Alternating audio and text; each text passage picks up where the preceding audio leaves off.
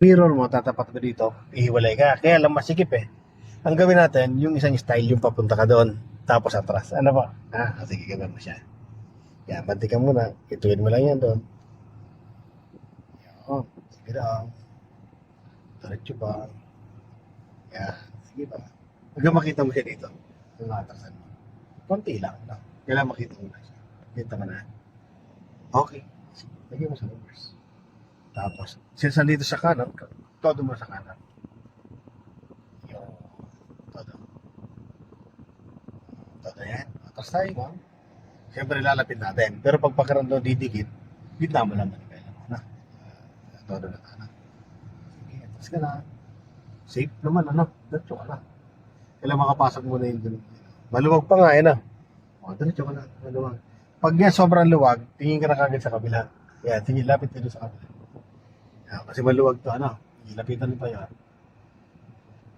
Madikit na.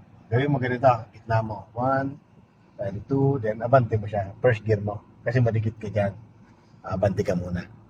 Kasi di naman tayo makapunta doon. May sakyan. Diba? Okay na yan, ma'am.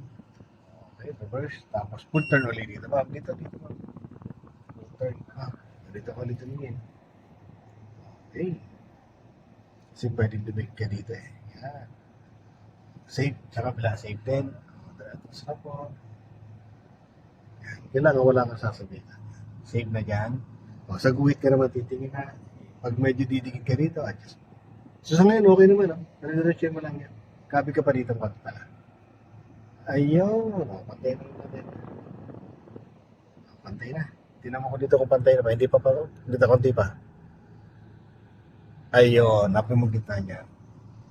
Ayan. Yan na ba ang gitna niya? Tignan natin. Tama na. Atras.